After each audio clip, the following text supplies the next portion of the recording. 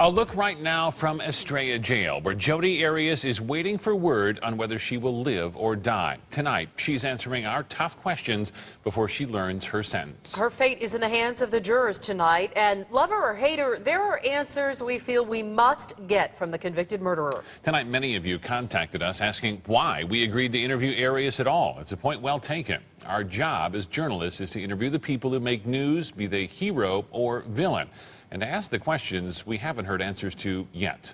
ABC15's Amy Murphy just finished talking to Arias, and it was a no-holds-barred interview. And Amy, it sounds like you did not hold back. How did Arias handle the pressure?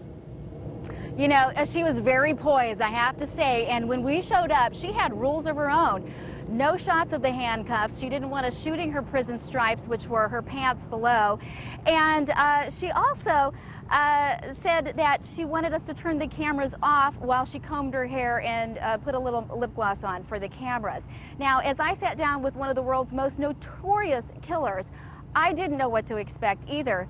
I asked her if she was ready to meet her maker. We could know tomorrow with the jury's decision. Are you mentally, emotionally ready to meet your maker if that's their decision? Well, I'm ready to meet my maker, but if that time should come, but if that's their decision, it would drag on for years and years. So it's not really contemporaneous. Do you know what I mean? Mm-hmm. Mm-hmm. You're saying you have a lot more time. Even if you get death, you still have years to live, is what you're saying. Yeah.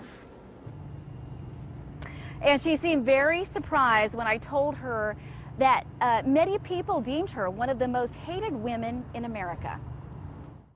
You must know all of America sits in judgment of Jodi Arias right now, and you really have been deemed the most hated woman in America. How does that make you feel? I didn't know that. Actually, I feel a lot of love and support from people who write in and believe me and want to help me and want to be there for me, and I've received an outpouring of love and support from other people. So all of that, it doesn't reach me. Poised and very much in control, as I mentioned. I asked her, is this just a facade or is she really this calm always? And I also talked about Samantha Alexander and her plea in court and how she says she has these awful images of her brother, autopsy photos she just can't forget. I asked Jodi Arias how she can sleep at night with those images in her mind. Samantha said, we will never get those images of our brother's neck being slit out of our minds. How have you gotten that out of your mind? It's not out of my mind, but mostly I've avoided looking at it, but it's there, and I've seen it. How do you go on living with that? How do you, I mean, I think it's suppressed a lot of times, and I think it comes out in nightmares. You have nightmares? I've been told that I scream and cry in my sleep, and several times I've woken myself up screaming. I don't have memories of the nightmares, so I'm not sure what I'm dreaming about.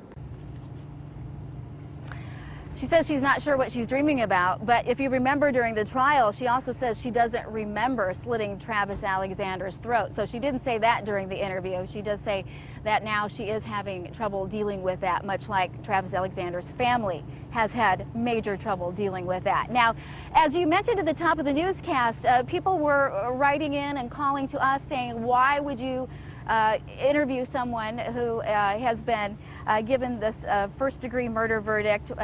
You know what? We also asked the same question, why she would be giving interviews at this point with possibly the verdict being read tomorrow. And the Maricopa County Sheriff's Department says, you know what? We've gotten tweets, we've gotten hate mail, we've gotten a barrage of phone calls from the public, and this is her First Amendment right. One last note. I asked her about her attorneys and all of the mayhem in court in this last week. The defense saying, you know, they've had it, they can't do it anymore, they can't give her a good defense. We asked Arias if she believed they had done a good job for her, and she said, yes, indeed, she believed that they had put up a pretty good fight.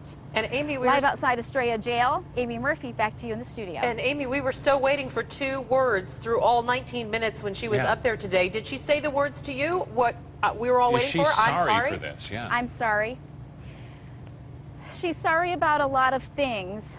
She never said, I'm sorry for killing Travis Alexander. She said, I'm sorry it happened. She said, I am sorry I didn't document abuse. She's sorry for a lot of things, and we will have much more on this interview that went on for 45 minutes tomorrow morning, starting at 4:30 on ABC 15, first thing in the morning. We look forward to it. Everybody wants to hear there. And Team